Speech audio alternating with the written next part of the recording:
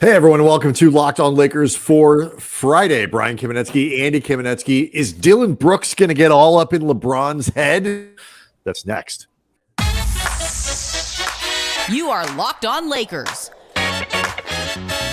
your daily Los Angeles Lakers podcast. Part of the Locked On Podcast Network, your team every day.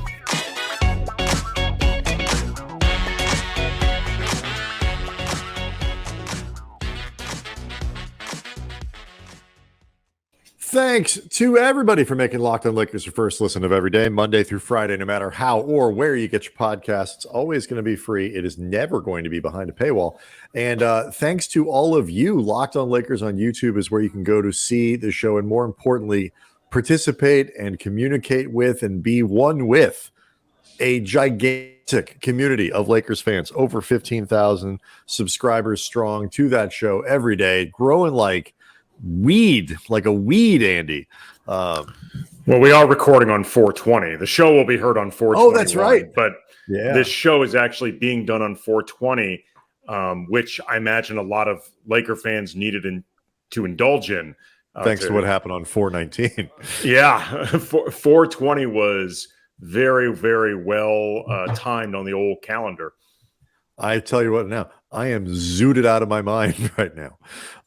Anyway, we'll get to this LeBron James, Dillon Brooks sideshow. It is both an important matchup on the floor.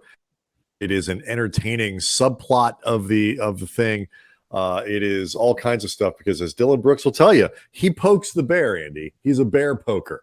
But before we get there and into some of the other things we'd like to see change between games 2 and 3, other than the score, I wanted to talk about, I was sort of just thinking about through much of the day what was annoying me so much about game 2.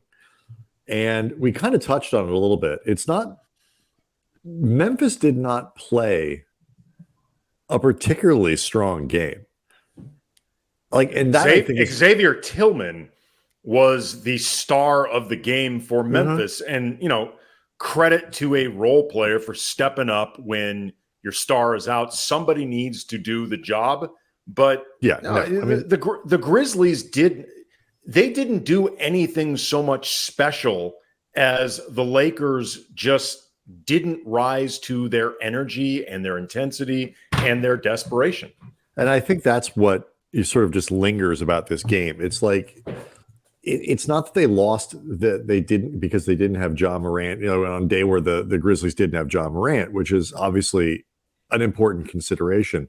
But like you say, 6 of 18 for Bane, 5 of 14 for Brooks, 5 of 12 for Jackson. The Grizzlies shot 43%. They were 31% rounding up from 3-point range. The Lakers didn't even have to play that well to win this game, and they still didn't manage to do it. The other part of that, though, is okay, so we're 24-ish, whatever hours removed by the time everybody hears this, closer to 48. Getting ready for game 3, it's going to be an insane atmosphere at home for a bunch of fans who have not seen a playoff game in that building in a long time. So the atmosphere is going to be great and all of that stuff. And if you look big picture at where the Lakers are, I think I'm sure they're trying to do it is sort of learn the lesson of game 2 and then move on and sort of not linger on it, because you got the split.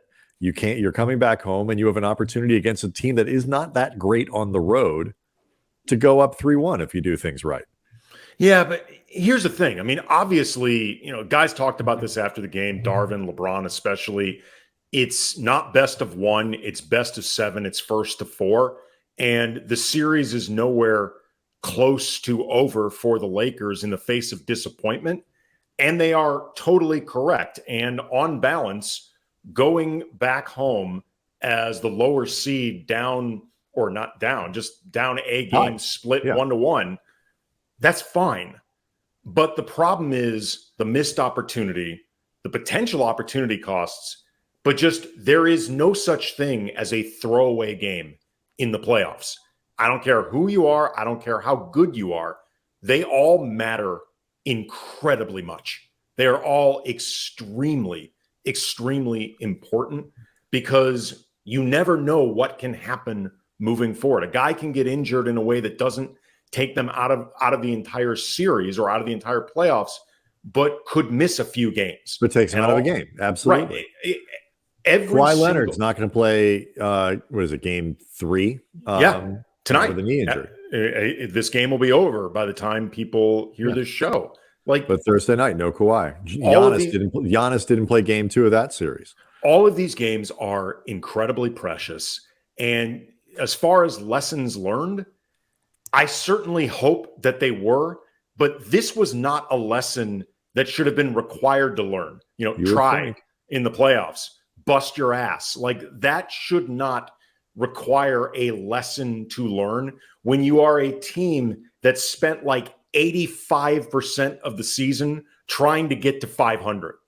And like, I get it. Post All-Star, you were, I think, 9 games above 500. Like, I get it. But on balance, you're not at a place yet where cocky should even remotely be a thing. It's God, it's just so annoying. Game is so annoying. I'm still annoyed by this game. Again, I made the comparison for Thursday's show. Like, if this were your kids, you'd be looking at that game in the middle of the fourth quarter going, I hope they don't come back and win. Like, they do not deserve to win this game and all that. But like, you understand in sports, like, go win the game. It's more important. But anyway, we'll see what happens in game 3. I would be very surprised, not necessarily if the Lakers don't come out, and if they could miss shots, but if they don't come out with significantly more energy than they did in game 2, I don't know what we're doing here. Well, I can tell you what I think we're doing here. I think what that means is they're spent. It means that they used up so much energy getting themselves into a place where the postseason was even a possibility. It means that they are either physically fried, mentally fried, or both. That's my only guess, because if you can't find urgency in the playoffs at home, then again, if you don't play well, you don't play well. That can happen. But if you can't find a sense of urgency in the damn playoffs at home, you are spent in some fashion with this team in particular. That's the only conclusion I can come to. And obviously all eyes on Anthony Davis after a terrible game 2 offensively. He does have a good track record of bouncing back in these types of things. If you read his body language, if you saw the post-game interviews after game 2, he did not, LeBron was fairly, I think, given what had happened, relatively upbeat, very steady, and talking about the big picture of it all in a way that you would kind of want LeBron to be talking about. You don't want to light anybody on fire with game days in between and create headlines and create controversy and all that kind of stuff. You kind of, bleep the bed, move on, whatever. Anthony Davis looked like a guy who knew he just played horribly and was annoyed by it, was angry by it. And I hope that's the case. Well, I know we may get into some things that we would like to see different in game 3. And one of those things is the team in general just needs to get off to a quicker start. Mm-hmm. And there's one area in particular, turnovers, that we might focus on. But in case we don't, just they need to avoid early turnovers for a variety of reasons. But I think it's really important Anthony Davis gets off to a good start, because I think his starts can often affect his mood and his vibe and just his general comfort level on the floor. Like, how LeBron talks about being comfortable with being uncomfortable. And that's something that I think LeBron genuinely feels. And there are people who are comfortable with that. Kobe was very comfortable with being uncomfortable. Anthony Davis is not a guy that is comfortable with being uncomfortable. And I don't mean, no, and look, I don't mean that as a shot at Anthony Davis or a criticism of him. I'm just saying This is his nature. I don't think he is one of those guys that is really comfortable with being uncomfortable. So it would really help if they were looking for AD early, if they established him, put him in good position, and he actually makes good on it. All right. So if you missed it, Dillon Brooks called himself a poke of bears. He called LeBron James old. He says that he doesn't respect guys until they drop 40 on him. 35, I guess, isn't good enough. 38, 39, still not enough. It's got to be 40. Yeah, I got some thoughts on that. Yeah. Basically, he was the one making the bulletin board material. And I'm curious as to what you think, what kind of effect this will have on the way LeBron plays in Game 3. And so we'll talk about that next. Locked On Lakers is brought to you by Nissan, and Nissan's most electric player of the week is brought to you by the all-new, all-electric 2023 Nissan Ariya, and the award goes to Rui Hachimura. Nobody has elevated their play to the level expected of them, and then some, I think, than Rui Hachimura during these playoffs. His smooth, elegant jumper, it's dropping from all spots around the court. It's automatic efficiency. He is the first Laker since Magic in 1996 with back-to-back 20-point games off the bench. It's been a shot of electricity for a second unit that, to put it generously, needs to pick up the production. He also is using his strength on the defensive end, making himself difficult to move on post-ups or guys lowering their shoulder into him. Be more like Rui, many other Lakers. The 2023 Nissan Ariya packs pin-you-to-your-seat power and premium intelligence all in one EV, the all-new, all-electric 2023 Nissan Ariya, the EV for people who love to drive. Shop now at nissanusa.com.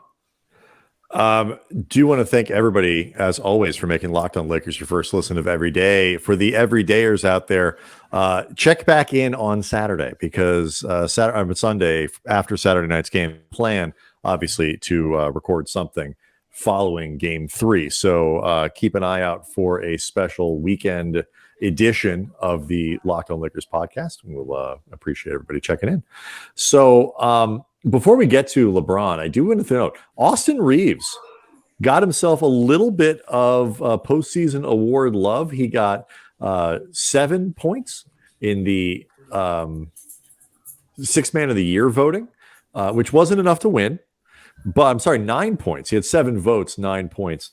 That was good enough for, looks like, 7th, right behind Tyus Jones. So there you go, some rivalry there.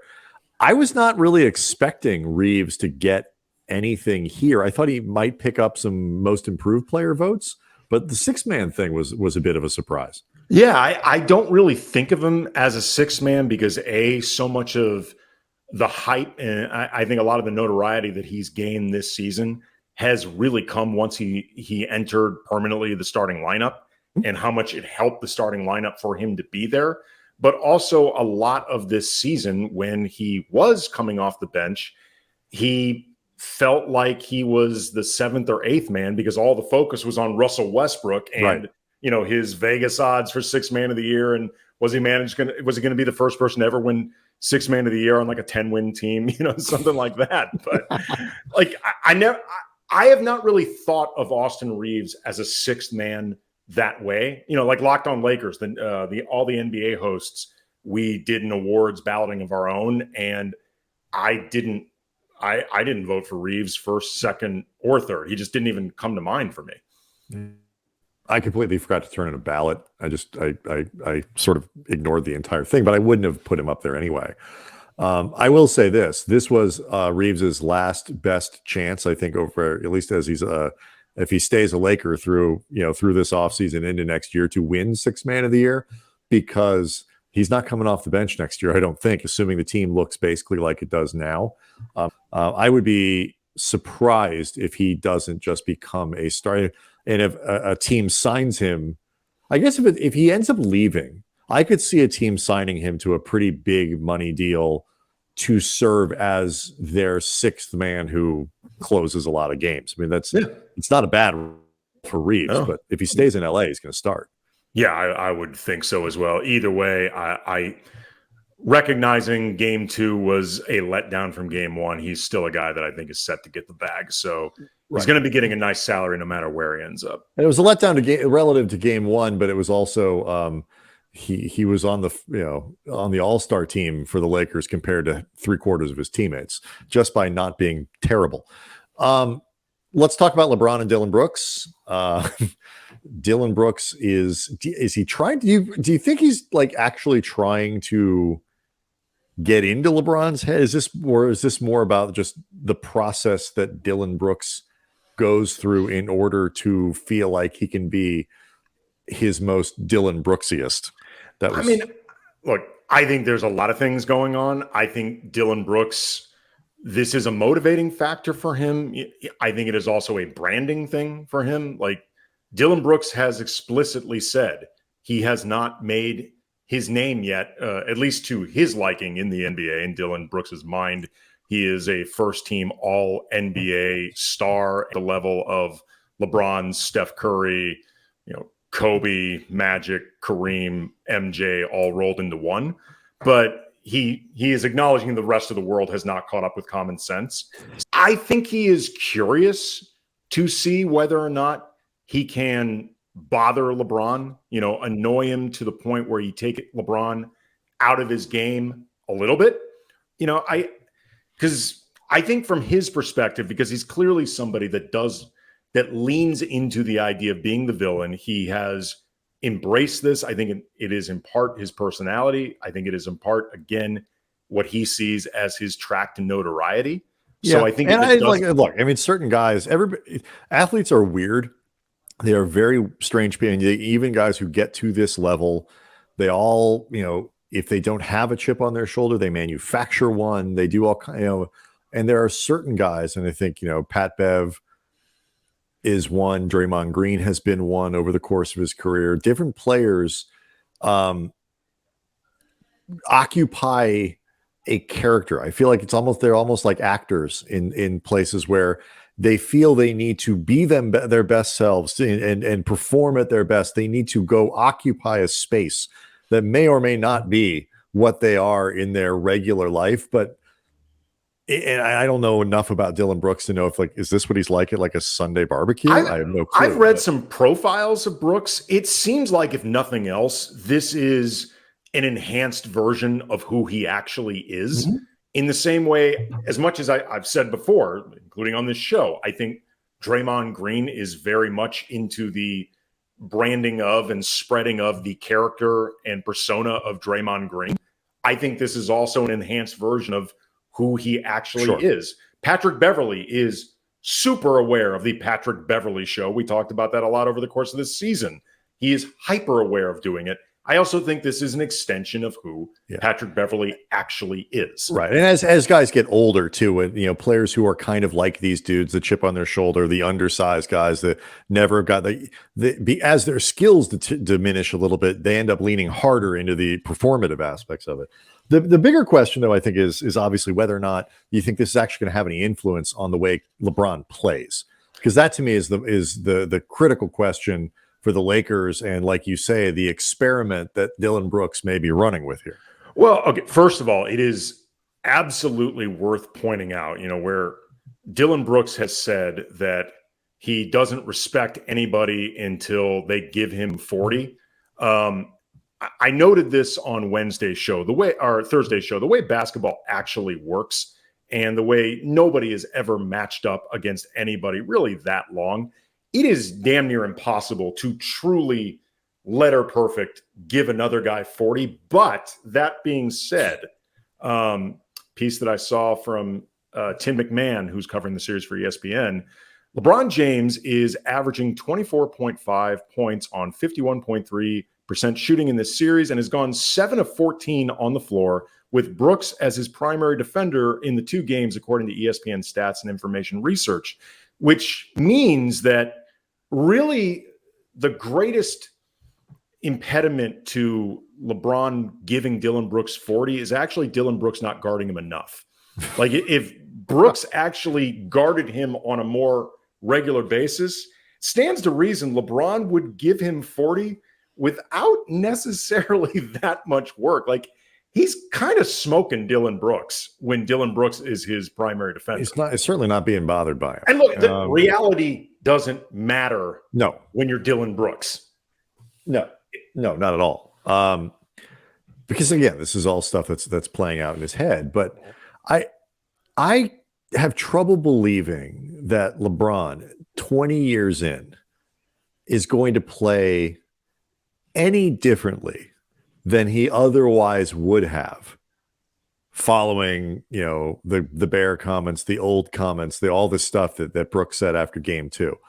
I do think there's a piece of the Venn diagram here of like possible outcomes in which he puts up 40 and looks like a player playing with a great degree of purpose in the process. But I'm not sure. I don't think I would necessarily chalk that up to stuff Dillon Brooks said because it's game 3 of the playoffs, and LeBron, a student of basketball history, is smart enough to know the team that wins game 3 generally goes on to win the series, in a 1-1 tie. So I'm not expecting it to look a whole lot different. But that said, it wouldn't surprise me if LeBron went for a big number on Saturday because the Lakers kind of need him to go for a big number. I was just about to say, and this is a disheartening commentary on where the series has been so far. Other than Rui Hachimura, nobody is scoring at an acceptable level with an acceptable ease or efficiency in this series so far, other than LeBron. So the Lakers may just need LeBron to go for 40. Were I to guess, he's not going to take the bait in a way that's obvious. But look, Kobe was one of the smartest athletes you and I have ever been around. He is hands down the mentally toughest athlete I have ever been around. I can't even think of a close second. And Kobe understood the psychology of basketball and the game within the game, within the game, within the game, as well as any athlete in any sport you and I have ever been around. Kobe was not above getting baited, though. Kobe could get baited into stuff. You and I saw this covering the last 10 years of his career. It would happen at times. Not often, but often. No, but it happened. And there's actually, though, there's a reason I think that Kobe was a little more prone to that versus LeBron. So we'll talk about that, and we'll talk about some potential tweaks for game 3, and we'll do all of it next. Locked on Lakers is brought to you by eBay Motors. And for a championship team, it's about making sure every player is a perfect fit. It's the same when it comes to your vehicle. Every part needs to fit just right. Lakers, pay attention to this. Make the parts fit right. So the next time you need parts and accessories, head to eBay Motors. With eBay Guaranteed Fit, you are sure that every part you need fits right the first time around. Just add your ride to My Garage and look for the green check to know that the part will fit, or your money comes back. And just like in sports, confidence is the name of the game when you shop on eBay Motors. And with 122 million parts, to choose from, you will be back in the game in no time. After all, it's easy to bring home a win when the right part. 122 million. Wow. I had no idea that many parts existed, but it's easy to come home with a win when the right parts are guaranteed. So get the right parts, the right fit, and the right prices on ebaymotors.com. Let's ride. Eligible items only. Exclusions apply. I actually think there's a better chance, Andy, that Dillon Brooks ends up as the one on tilt. We almost saw that in game 2, and Taylor Jenkins made a very smart substitution in the third quarter, pulling Dillon Brooks in favor of David Roddy at a time where Brooks was getting a little too hyped. You really think a guy like this could get too hyped? Really? I mean, that is so memeable. we must be watching two different guys, Brian. I know. So I think that is actually, the larger potential downside is Dillon Brooks, working himself into a froth and either picking up fouls, doing something, or shooting a lot, which would be beneficial to the Lakers. Anyway, back to this Kobe point. I think where the difference is between those guys and why Kobe is a little more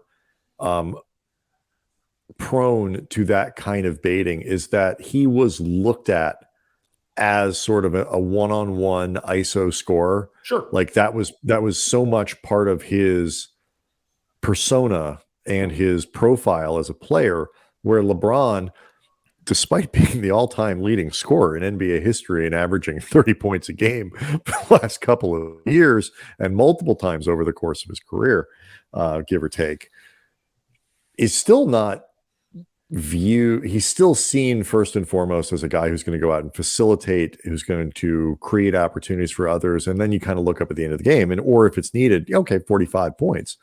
And I think you can goad someone into doing something they are naturally inclined to do anyway a little bit easier than pulling LeBron out of the way that he is sort of the way that he has approached the game and played for it. It doesn't make one guy better than the other. It just means, their approaches and their styles and stuff, I think, protect LeBron a little bit more in this case. Look, like I said, if I had to bet on it, I don't bet on LeBron taking the bait. My point in bringing up the comparison with Kobe was just, you never know.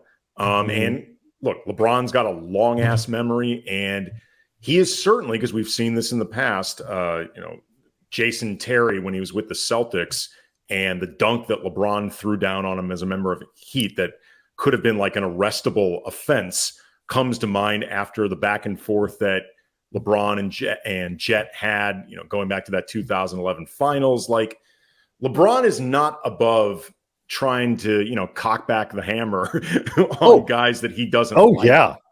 But he will take, if there is an opportunity here, or multiple opportunities to humiliate Brooks, LeBron will absolutely take them. Here's what I hope happens no matter what. As much as the theater of LeBron absolutely going to town on Dillon Brooks would be amazing, what I ultimately want is for LeBron to expend the right amount of energy, however this shakes out, and not announce more. Because at 38, season 20, and by his own admission, tired, he does not have the requisite energy reserve to screw around with Dillon Brooks. Like, if it happens organically, go at the guy.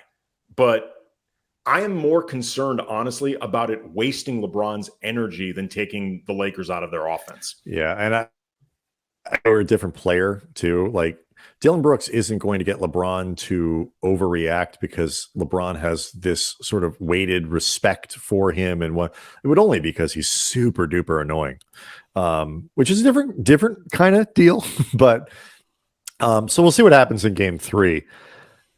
There's one of the most interesting things that always happens after you lose a game is that sort of conversation about what should you do next to avoid the fate. What do you change? What do you adjust? Although Memphis had massive adjustments that they made as much out of necessity as strategy because John Morant didn't play. That meant a different way, different kinds of shots, different action on pick and rolls, all that stuff, just because Ja's not there.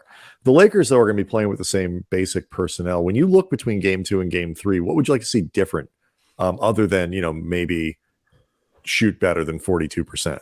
I'd like to see him play with more pace. It was something that LeBron and Darvin Ham talked about, like not necessarily running, although, if you can, great, because that's when the Lakers are at their best, but just quicker decisions, quicker actions, get into sets quicker, do everything with more precision and purpose quicker. Because the more you dribble against the Grizzlies, especially if a secondary defender comes, like, it's more likely a strip. This is a team that's really good at creating turnovers. The slower they go, the more I think you give a good defensive team time to double. Like, Rui is a really good example here. Like, he's in a good groove right now, but he also doesn't screw around when he has the ball. Like, Rui makes a lot of quick decisions, whether you're talking about putting up his own shot or just getting rid of the ball if the shot isn't there. Like one way or another, I think he tends to operate pretty quickly. I would like to see other guys on the team just look for that focus, make things happen quicker.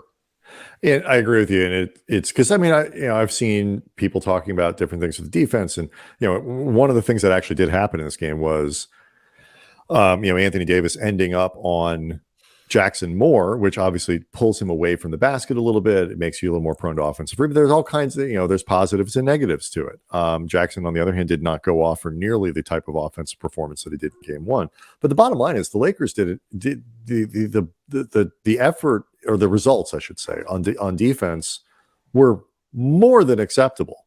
Lakers didn't lose that game because they gave up too many points. They scored 93. That's not going to win in an NBA game in 2023 very often. So defensively, I think they're fine. They have to figure out a way to score more efficiently, which will, by the way, also take the air even more out of a Memphis offense that, if Ja's not there or if Ja's limited, is itself limited. They're not a good half-court team. If you make shots, you make Memphis take the ball out of the basket and go play that way. I mean, and I feel like from that question of pace, Anthony Davis, you talk about Rui, Anthony Davis does better when he goes. Mm-hmm. There are times when it's nice to see him wait, draw a double, kick it out, but go. Mm-hmm. James Worthy's talked about that. You heard Ori talking about it. The other thing I thought was really interesting, Ori mentioned, was like in game two, with all the littles that were thrown at him, Davis was trying to play too big, back to the basket. He's a face-up player. You've got a little guy on face up anyway. Don't change what you're doing. And I feel like AD got way deep into that thinking mode that he gets into. And you are correct. When they go slower, he goes slower, and everything bogs down. There are a couple guys that I don't mind kind of waiting and probing, whatever. LeBron, I think has the kind of the freedom to do. I like when, good things tend to happen when Reaves puts the ball on the floor and gets into the paint. But, D'Lo can be too deliberate sometimes. He's better when catch, move, do something, make a proactive move. I agree with you. It's not about running. It's about what kind of pace are you playing at. It's a really good point. I think it could be a huge adjustment for them in game three. Yeah, the other thing too, and I mean, it's been a theme all year, but I think it's especially going to be important in this game against this defense. And with the Lakers, frankly, not being a great offensive team, even under the best circumstance. Not a good right. They have to stop turning the ball over, especially early, because you don't want to find yourself having to dig out of another hole. Whether, this team has shown they can do it. They've done it a lot this season. It's just a lot of They almost did it on Wednesday.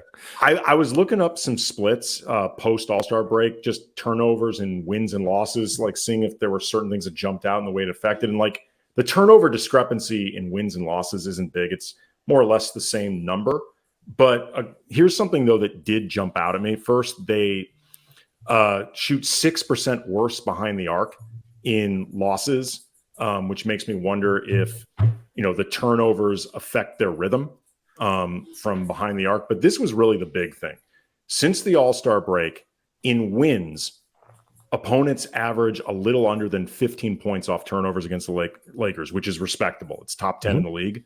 But in losses, they averaged 21, which is really bad. It is worse than the 20 points the Pacers gave up on average off turnovers as the worst team in the league since the All-Star break. It's also the fourth worst average in the league in losses since the All-Star break. So points off turnovers don't always hurt the Lakers, but when they do, they absolutely destroy them. Same thing with points, fast break points, which are, I think, in a lot of cases related to turnovers.